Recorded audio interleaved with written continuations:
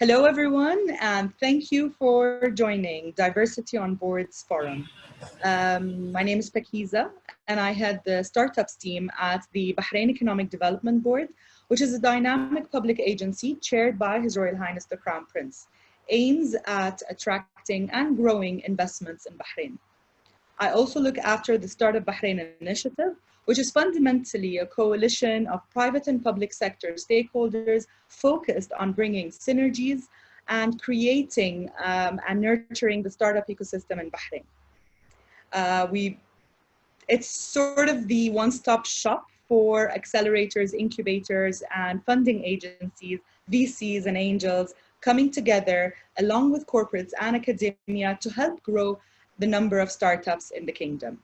I represent the EDB at the SME Development Board, which is chaired by the Minister of Industry and Commerce and Tourism. I am a founding member of Gen Bahrain, and I've got a couple of years of experience sitting on different boards of local startups and 2 different social enterprises.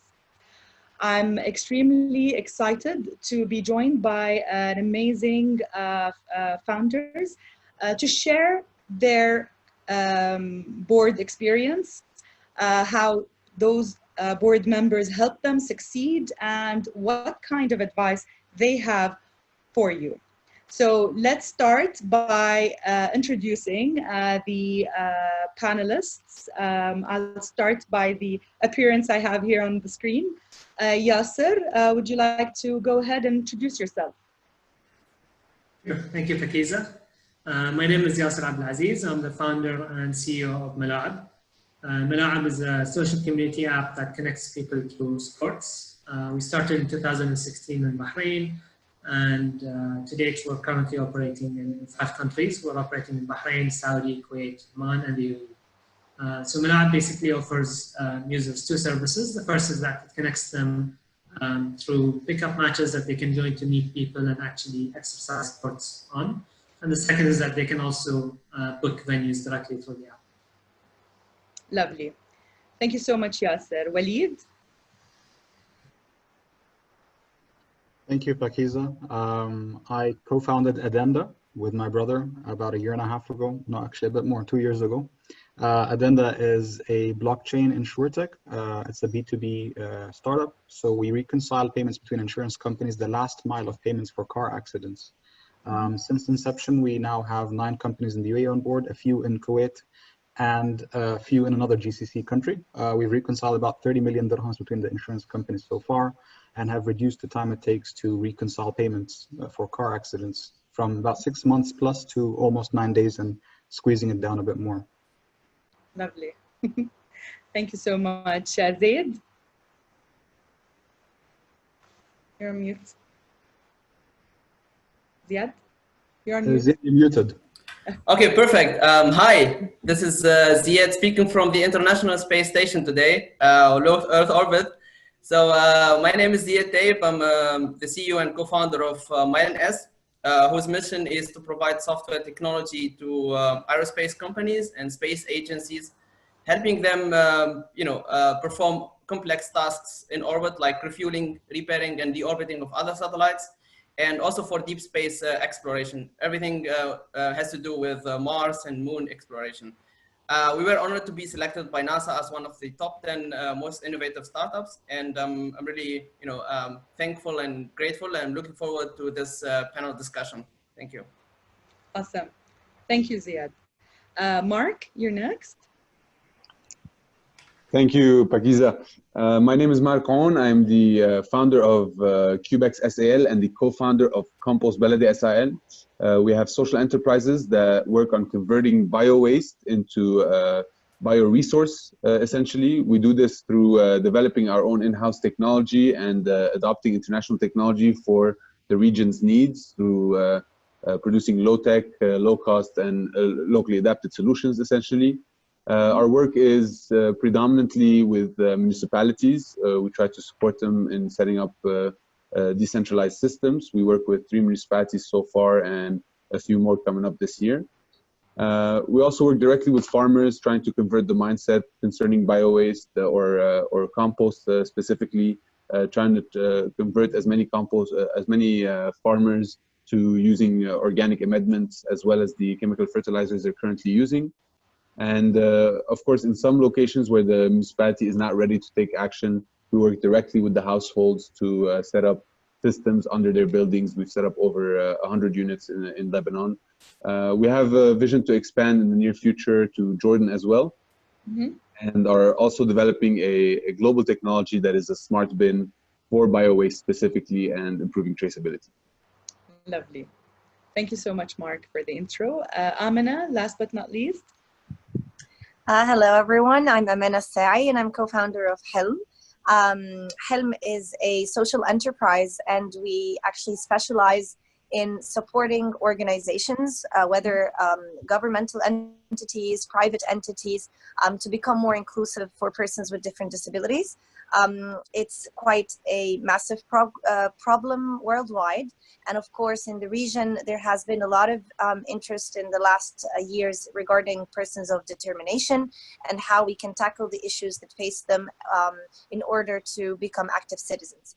But also what we focus on is to highlight the return on investment for companies when they invest in people with disabilities.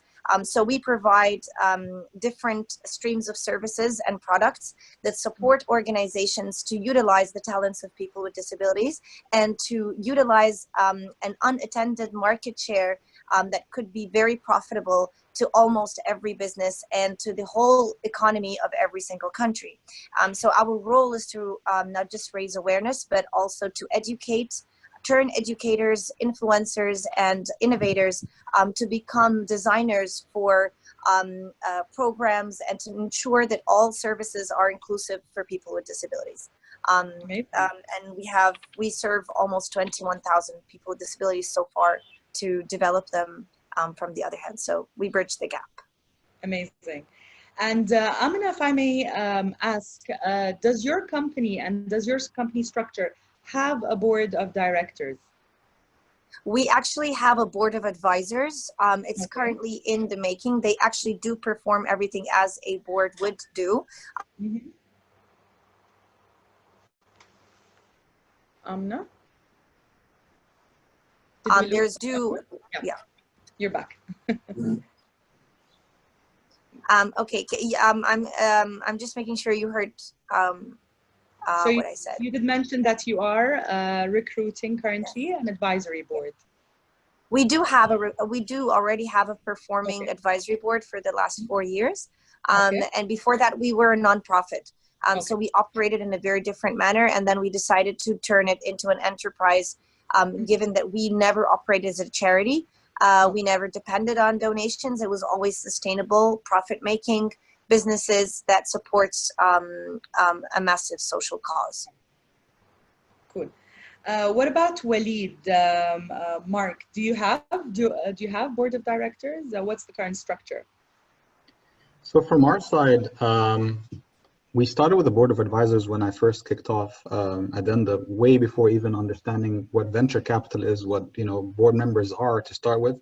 I was having a stake with a person who is in the insurance ecosystem, and then I asked him for advice. So he was my first advisor. After some time, what happened was, as and when the governance structure in the company became more important for investors, and as and when we got more traditional investors on board, so specifically the Arab Bank, once they invested in us, required that our board has at least one observer member from their side. I've always been a bit wary about having board members very early on in a startup. Maybe some of the other speakers would kind of agree here. But as an observer board member, they really focus mainly on observing your governance procedures and also giving good advice. So I wouldn't see them very different from the advisory board that we have today. Other non-investor board members? No. I had to think about it. No. So even the advisory board itself also was investors who were critical to us becoming board members, in the sense that, for example, one of them, with a few phone calls, opened up an entire country for us to kind of target in terms of insurance, specifically Qatar. So that's I think that a board member should really have deep insight in whatever industry they're kind of positioned to give you advice in. Absolutely. What about you, Mark? What's your current structure?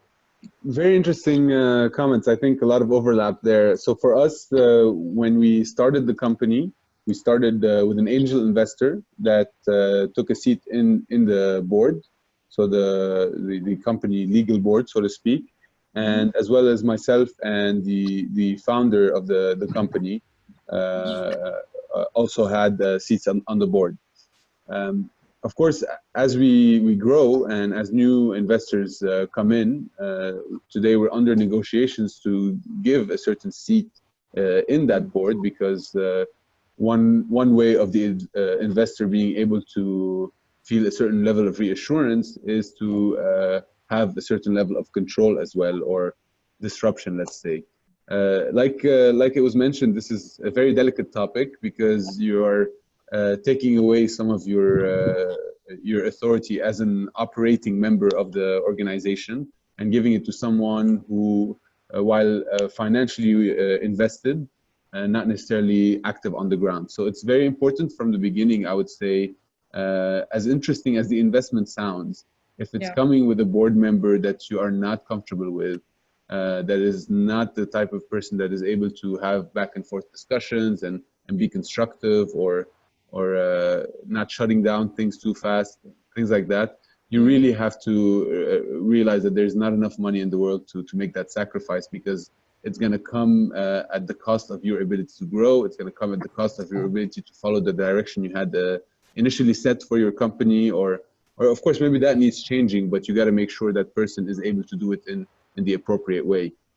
So that's about the board of the board members. Additionally, some team members, as you bring in new partners potentially, or non-financial partners, they might also want to have a say in the board. And both in an investor case or a partner case, this usually it comes at a premium, because the board has a certain level of power on the company.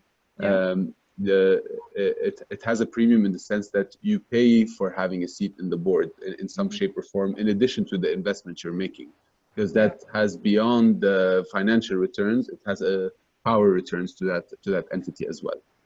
On a level of advisory, this is a completely different setting. The advisory board is really with the interest of opening doors to us. It's to have a technical backstopping, so really having somebody that's able to support you on with practical experience on some of the technical questions you might be facing. And it also can be something very interesting, that is association, credibility by association. So coming in as a small startup, pushing projects to government entities or to large entities, there's a level of trust and credibility that you don't have, and you need to build in that community. Even as you apply to tenders, there's certain numbers of years of experience required, that while you might be qualified knowledge-wise, you might not be qualified simply by the number of years you've been around. So having those advisors that might be dinosaurs in the industry, or ancient in the industry, it can really help you build that credibility and make sure that people understand that the knowledge you're providing or the solution you're providing is well backed by a credible source. And they can also act as an integral role in that sense. So the advisory board, we really pick them very wisely. Do you usually carefully select the advisory board, Marc, or yes. You recruit them, basically. Yes. The advisory board is recruited by us, and we usually have a certain target. It's usually someone coming towards the closer to retirement sometimes, because we find that they might have more willingness to, or more time even, to be able to give to a company of our size, or have the desire to transfer their knowledge to someone, or support purely out of passion for the sector. And we've usually had great success with, for example, US-based companies with a lot of experts with years of experience, willing to give us so many hours of their time at no cost. for the cause more than for any financial return. Others, it's a relationship where we may be able to open opportunities for them in Lebanon through our work, or in the region through our work, and the agreement would be that they would give us support until there is a contract that we can contract them in for. And that has been also very, very successful for us as well. Lovely. Thank you so much, Marc, for sharing this. Yasser, what is your current experience? What is your current structure? Do you have as well an advisory board and a board of directors? So from our side, we only have a board of director, and we basically set it up once we had investors coming in. So maybe that was one of the requirements. So we had a pre-seed kind of round. Was it a legal requirement, Yasser, in your case, or was it a business decision? So when we went to our pre-seed round, kind of, at that point it was a legal requirement, at least in Bahrain, to have a board of directors. But at that point, the company was literally in the first couple of weeks of forming. So in the first, I would say, year to two, we had a board of directors, but we didn't really meet on a regular basis. All the decisions were being taken by me and Ahmed, my co-founder, and there wasn't any involvement, just some formalities of signing board meetings. But then once we raised our seed round, and we had quite a big round in terms of the numbers of investors who came in. So we had 6 different investors come in. Some of them are angels, some of them are corporates. They all have board seats? No. So for our board seats, since we were two founders, we had a board of 5 people. Okay. So our setup was that 2 of the investors would come in on the board, and then the board would unanimously hire an independent board member just to kind of have it more fairly and to break any ties that might happen. Because essentially, sometimes the founders, let's say, interests are not completely aligned with what the investors have.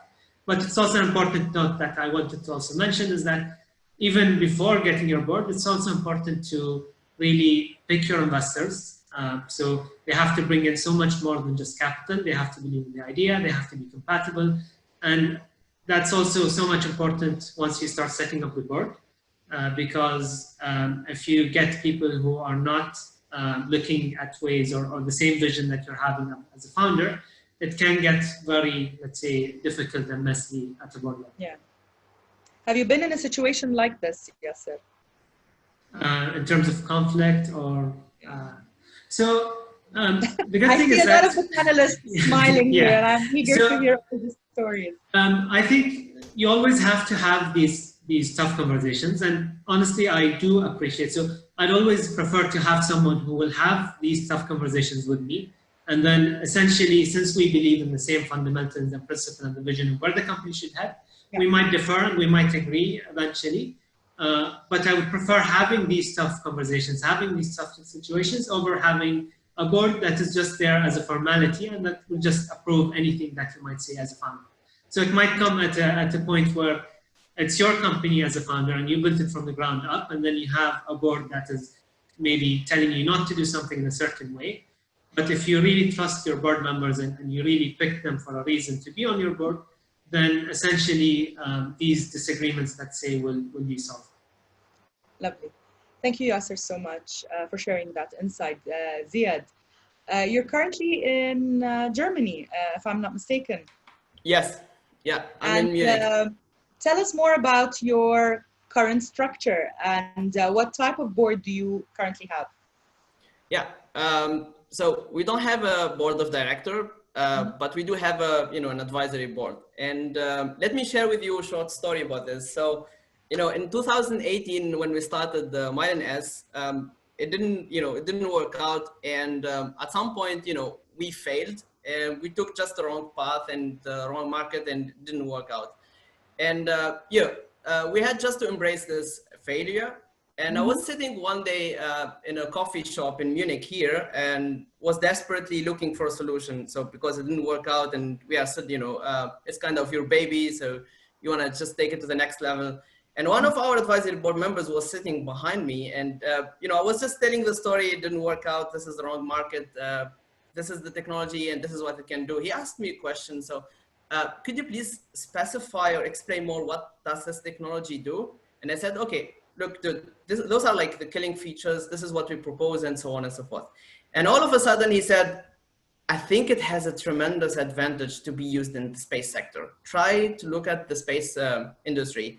And, you know, a few weeks later, our startup was selected as one of the top 10 most innovative startups by NASA. So it just, you know, it was a kind of unbelievable how fast and how, you know, quickly we could actually just embrace the process and embrace this failure. Yeah. And yeah, I think it has, so our advisory board members, they have been playing a vital role in the game, and they, you know, they have been tremendously helpful in you know, helping us with helping us, you know, pushing the envelope of this technology. And it's actually, speaking about diversity, is quite diverse. So we've got different genders, different nationalities, and also different expertise and backgrounds. So you've kept the diversity factor in the selection of your advisory board. Correct? Yeah, I mean, you know, to be honest and frankly speaking, it wasn't, you know, I didn't do it on purpose, but it just, you know, it just happened to have this kind of diverse, you know, board of advisors. So this is, you know, people from NASA, people from Singapore, people from the MENA region, from the UAE, from here, from Europe. And, you know, it wasn't on purpose, but it just, you know, just happened. And I'm very glad and happy that we are, you know, kind of, we have those behind us, helping us and getting things, you know, in a good shape. That's amazing. Maybe a question to the panel on this diversity point. How important is to have diversity on your board, and what are the factors that shape the terminology diversity? Who would like to jump in and share some thoughts? Philippe? I could share. Of course, go ahead. Actually, you know, one of the things that we're here for is actually to try to tackle some of the, you know, the not the unspoken, but some of the issues that we face every day in creating boards and maintaining them. Yes. So one of the biggest challenges that I think we face is when we're talking about diversity that is needed for the specific purpose of the business, while also trying to foster the growth strategy that is aligned with the values that the founders have. So that's one of the things that honestly we were very skeptical about choosing the right board members and having an active executive board, like you said, like Yasser said, perhaps also because when you have a board, you kind of have to, maybe they would fire me as a CEO, you know what I mean? If I don't do my job, or if I, you know, like it's that kind of power that they have over the business.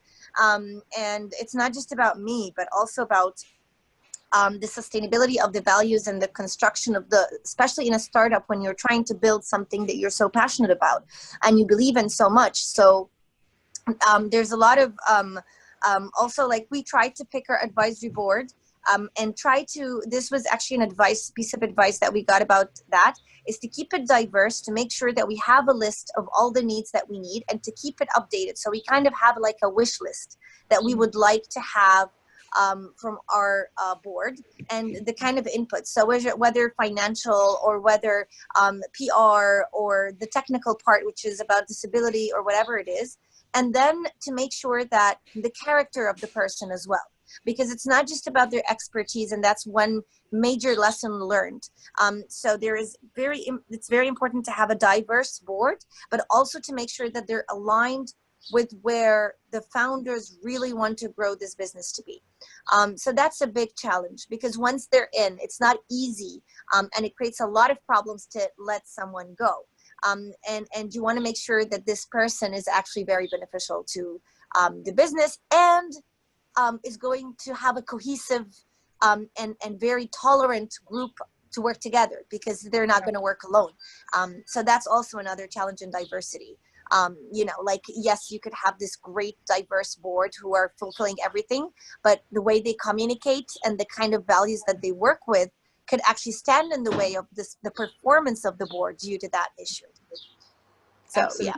I'm happy to butt in here if you don't mind, Pakiza, from personal experience. I think, full disclaimer, my board were 4 people. My brother and I are the 2 earlier board members. There's an observer board member from the Arab Bank, and one of our investors is also a board member that was picked between us and the Arab Bank as a buffer, so to speak. There is no diversity in the board. Every single person on the board is from Jordan. Every single person on the board is between 20 and 30, strictly by coincidence. But it's important for me to say, I guess, because I live life by self-deprecation, so I'm very comfortable saying what went wrong here. I think in the fact that we are a B2B insurance company, which is probably the most, with all due respect to our industry, boring industry to be a part of, diversity did not play a huge role. But if and when our startup pivots to something that's more B2C, only then would I genuinely need, and that's something that I know I need, a more diverse board, a board with people of different minorities, people of different orientations, people of different colors, genders, because let's say if down the line I intend to push an ad or intend to go for a campaign, it may be tone deaf doing it without consulting someone who has a much deeper understanding of different diversities, or different experiences, be it gender or otherwise. So that's, I wouldn't say it's a mistake for us now, but I would agree with Amena that down the line there should be a change, at least in my company, wherein the board at a certain stage, once a more sophisticated investor comes in, usually what happens at Series A, Series B and beyond is that your angels, a large portion of them will sell their stake, and it kind of solidifies into many less investors, but much more proficient investors and more experienced investors. That's when probably I would remove someone from my board and replace it with another person from whoever comes in next. Probably I'd love it to be a woman, to be very honest with you. I think men don't have, I'm not being sexist against my own gender, but attention to detail the same way women do. And that's something we're definitely looking forward to have. So if I can jump in, so maybe what we usually do is a bit different in terms of what happens. So like I said earlier, is that when we started, we had 2 founders on the board seat, and then we had 2, let's say, investors on our board seat. So we had to pick a 5th who was independent, and that was when we really had to pick someone by choice, not by just having it on our table. So what we looked at was, where is the company at right now? And what do we require from that board member in order to take the company to the next step? So at that stage, we wanted to really go heavy and focus on the Saudi market, and as well as raise further rounds after that. So based on where we wanted to head at that point, that was our decision in order to basically get someone on board. And we did get someone who fits both ends. Fast forward a couple of years later, so my co-founder left, and we needed to replace him on the board. So we actually did an exercise at board level in order to first come up with, let's say, potential candidates who would fit that position. Yeah. And then second, we actually started rating these nominees on a board level in order to see who would come up with the highest rating in order to come in. So how we looked at it was strictly from a business side of things. First, we identified where the company was at. Second was we identified what expertise are missing in the company as a whole, board included as well. And then third was what we did was identify people who can bring that expertise in. And to us, we didn't really look at gender. We didn't really look at age or let's say nationality. It was strictly at looking at that person, regardless of any, let's say, biases that we might have, and then saying that this person for now is the right fit or the right, let's say, profile to bring in. Actually, our first choice, and it's something that maybe is not related to diversity, but our first choice was really huge in the sports industry in the GCC and has like ties internationally.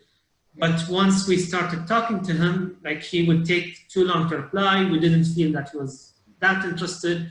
So even though that he did rank highest on our internal ratings, we didn't feel that he would give it enough attention, enough time, and enough investment in terms of his dedication, which made us go to the second and then third option. That's really interesting. And there's a question, I believe, Yasser, from the audience is that how, like Fatma asked a question, what determines how large your board is? Walid, would you like to tackle this question? There's two sides to this. It depends, are you the investor side or are you the startup side? Ideally, the guys here might agree or disagree. I want control over the board. So in Addenda, I'm in a comfortable position where I am in control of the board so far, because before Series A, I don't want there to be a kind of a slowness in the board. I'm going to use Mark Zuckerberg as an example, regardless of what I think of him as an individual. But I'm going to use Mark Zuckerberg as an example. He has full autonomous control over even any decision he makes in Facebook. That's good and bad. Obviously, look at what happened with Facebook, right? But had it been different, whoever were the VCs with Mark Zuckerberg and Facebook at Series A, at Series B and beyond would have been more than happy to sell Facebook at $100 million or $1 billion. Only he had the foresight to determine that, you know what, I want to sell or I want to purchase WhatsApp or I want to IPO now or that. Of course, again, that's a very extreme niche case. In the vast majority, Fatima, to answer your question, as new rounds are added and as bigger investors join, they want not only skin in the game, but also ownership over the decision-making process. So usually I would be against or advise against anything prior to Series A. If you can get away with not having a board that's not you and your co-founder before Series A, that's perfect. If not, no problem. Usually ticket sizes in the Middle East are smaller and angel investors are more interested in being part of the board. I think I'm also against that. So we actually turned down a sizable ticket size at the very beginning to someone who wanted to be on the board when we were broke. But it was just something that I knew this person had a lot of money, but at the same time, he was going to be an incredible headache for us. Fast forward now, we have, Oman Tech Fund on board, which is a sovereign wealth fund of Oman, as well as Arab Bank. And only Arab Bank is the person who's on my board. Diversity put aside, it's because they own insurance companies. So I have the foresight of these guys, I need them. They're definitely going to help me as they acquire more insurance companies in the market. This is the kind of thing I want to focus on. Similar to how Yasser said he wants to focus on people who are very much into sports. That would be or someone who's well known in the sports scene. So the size of your board, from my experience, 5, usually you want it to have or investors, sorry, would want it to be an odd number so that you cannot make all of the decisions. If you can get away with an even number wherein you have the majority vote, or sorry, an odd number where you have the majority vote, you and the founders, that's good. From governance, maybe not so much, but you can get away with it all the way up until Series A. Interesting. Would anyone from the panel like to jump in and join the discussion on the number of, what's the right number of your board? So I think I completely agree with Walid that essentially in the beginning, if you can get away with it, you'd rather not have a board in order to move faster. Obviously, the bigger number of board members you have, it means that the decision-making process, if you have a board of directors, not an advisory board, and they would need to approve certain decisions and budgets, the decision process would take longer, which means that you as a startup, by definition, you have to move quick, you have to be dynamic, you have to be flexible, you have to completely pivot your whole business if needed. So having more board members might delay these things, and eventually it can be costly. Okay. Mark, you wanted to share something? Sure. I'd just like to add on that. Currently, we have 3 board members. One of them, like I said, is our angel investor. The idea of having a small board, it is on a practicality level more effective at this stage.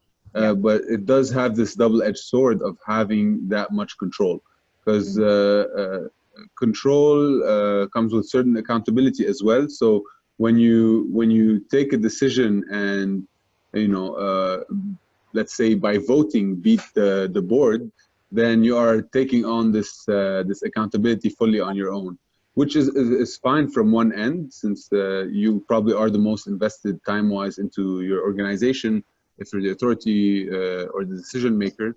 But I do think aside from who gets to make the final decision, the board needs to be in agreement about all actions taken forward. And it's really much more about who you bring on, what kind of relationship you already have tested them through, and what are their intents through the board. So one very important note was about the strategic investors, so or the strategic board members. Yeah. If that person is going to be able to open certain doorways, and having them on board will ensure you more of their commitment. And I think that's even fine, even if it was prior to the Series A investment, like the case of, I believe it was Arab Bank that you mentioned. So I see there is an important need to bring on the right strategic investor. If that, or the strategic board member, if that person can really open a doorway within your industry. And another potential type of board member is someone that fills your weaknesses. I think that's very important. So I know I'm a science background, so I'm good at the fabrication, I'm good at the innovation stuff, and I'm good at all the technology development and team management. But I know that one of my weaknesses is working on financial forecasts and projections and things like that. So I always want to make sure that one of my somebody really enabling me and feeling, somewhat equally on board should be someone with a strong financial set of skills.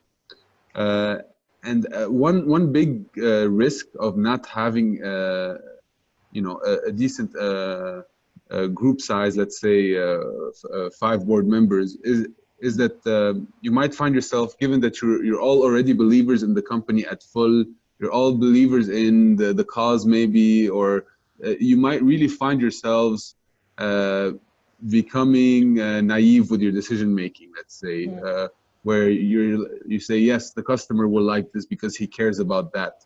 And having people from a purely business perspective in there or investment perspective can really be the blunt punch that's going to save you a lot of money. So I wouldn't avoid it. Definitely about having the final say. You can do that through even or odd number, because you can, if it was an even number, you can just say the chairman will have a double voting in such a situation. You can still manage that. I don't think you should compromise having board members for the decision-making process. Decision-making support. Great, lovely insights. There is a question from Sausan to Amena. How do you create space for diversity in your company instead of hiring people just for the label of diversity? Actually, this is a very good question, Fatma, because actually, if you look at it, I've been having conversations with HR directors of different multinationals across the region. And there's always this common unsaid issue. It's not just about the board, but overall inclusion. Forget about just disability, but the idea of having the equality of the men versus women, or the different diversity in disability or age groups, or different aspects of inclusion. There's always the struggle of fulfilling the quota. Once you put in the dimension of we have to do it, which is inevitable, because you have to ensure that, yes, we could go faster, we could go stronger, we could grow, you could get to your other targets while leaving inclusion behind. But the way we do it is we try to show what happens if that doesn't happen. Like, what if you do not invest in inclusion? There are core parts of the business that don't immediately show, that are in the future reflected. So this, starting from the board, if you don't have a diverse board, you're going to have these trend of decisions that are going to take the company in certain directions. But if you have this inclusion fulfilled, you're going to have a much better growth for the business in terms of the top bottom decision making, where you don't have to convince the manager, or the HR director doesn't have to convince the manager. And the way the business is handled is people first. So the way we do it is we try to reinforce the ideology of we all win, and we're both building for everyone. And there is this massive market share that you want to tackle. And it's not just about, like I said, disability, but how we do it is you're missing out. We highlight that there is, 15% of the Egyptian population, or all developing countries around the world, for example, and there's 1 billion people with disabilities. If you add to that their parents, their families, their friends, if you look at it from a business perspective purely, you're going to realize, there's a market share that you calculate, and then there's a portion that you're not even attending to. You're not even trying to tackle because there's lack of information. So step one is to be informative. Step one is to raise awareness about what disability means. What does the idea of having women empowered? Because, it's so easy to just check boxes. It's so easy to bring someone on board and just to have them there. They could have some input. But let's agree that there are so many issues with our societies. And some of these issues is that we breed people with disabilities. And as a woman, I would say I have so many friends who used to tell me, I wouldn't like to be under the leadership of a woman because most women are very emotional and are very subjective, and they're women who actually say this about other women. But the problem is there is an issue out there that is not being tackled on a broader spectrum. And we continue to feed this problem by not attending to the core issue of this problem. So my advice as a preacher, as a co-founder over an organization, and I've dedicated 10 years of my life to inclusion, it's not just about disability for us at Helm. It's more of, we see the bigger picture. We see and we clearly define in numbers and in quantitative and qualitative methodologies to actually learn and educate the board members primarily. And because some of them are disability experts, of course, but others are not. And if you don't start with making sure that from the top bottom, people are well educated and understand what it means for that to happen. So, I hope that answers your question. It does. It's really interesting how you've portrayed those points very clearly, and it's all based on your experience with working with companies across the region on that. So I will reach to the other panelists and hear from you some closing advice. What are your top tips for startups out there in the MENA region, focusing on building a thriving board of directors that can be used as a weapon for scale? What are the pitfalls? What are the challenges or cultural barriers or experiences that they can avoid and they can maximize the impact of having a diverse board? I could start with a bit. Zied, would you like to go first on this? Sure. Sorry, yeah, sure. Yeah, just along the same lines of what Marc said about this kind of, having a different background. So given my background as a scientist, I'm very pedantic and I'm very cautious when making decisions, and I'm not a big fan of taking risks. And one of our advisory board members is actually with a business background. He's an early stage investor. He told me once gold advice, and he said, Zied, the most regrettable things are things which you haven't tried out. So the untraveled path, you have to try this. So it was a kind of a crucial decision which we have to which we had to make back then. And he actually said, go ahead for it.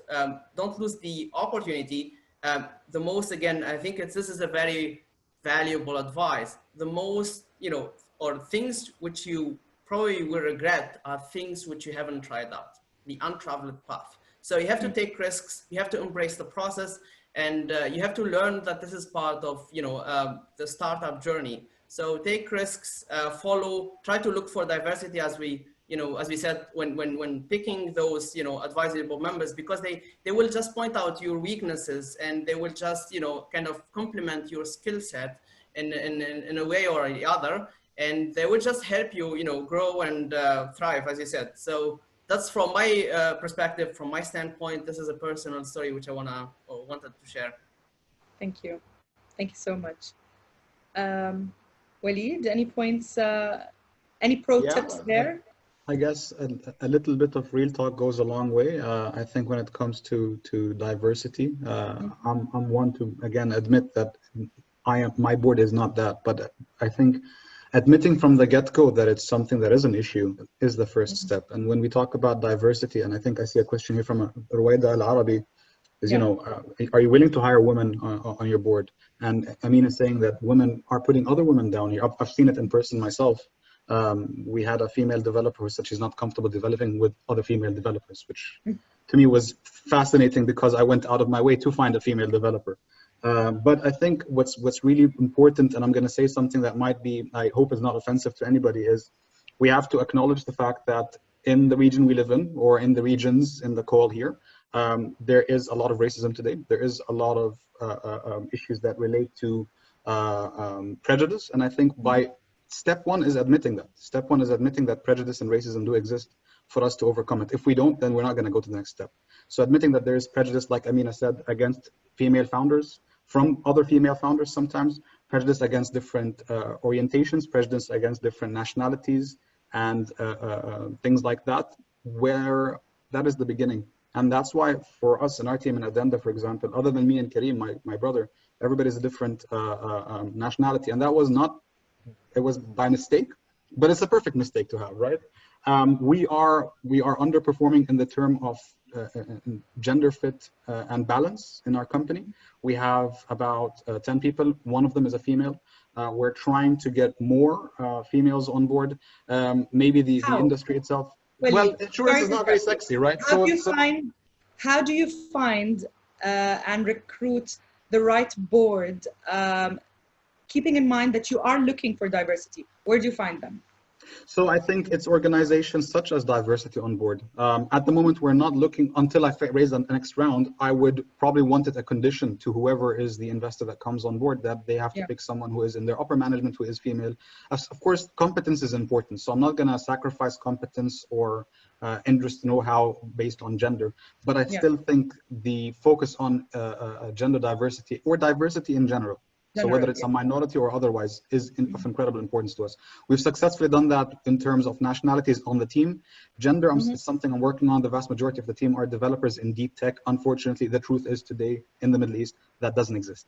So we are about to hire a few female coders. I had to look all over the place to find them, but I found them. And it's just patience, basically, giving a chance to have female team members. And I think that's a startup idea for whoever is listening here, is work on identifying or empowering female coders in the Middle East, female developers in the Middle East, female techies in the Middle East, and female board members in the Middle East, which is what exactly the ladies at Diversity on Board are doing. And I'm very grateful to have that. Sorry for the monologue, but yeah, that was just the point I wanted to raise.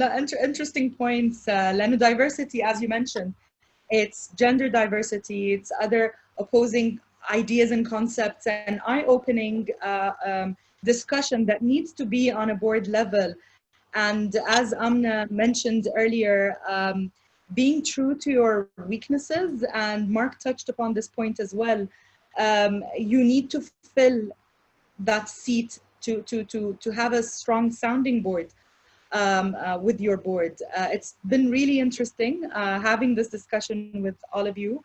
I hope you all had a chance to share your experiences with the startups and the audience. If there are no other questions by the audience, I would end and conclude our panel today by thanking you all and thanking your attention. Thank you so much. Thank you very much. Thank you guys for the super diverse panel as well. Thank you. Thank you so much. Thank you. Thank you, everyone. Pleasure to meet you all. Take care. Bye-bye. Ciao.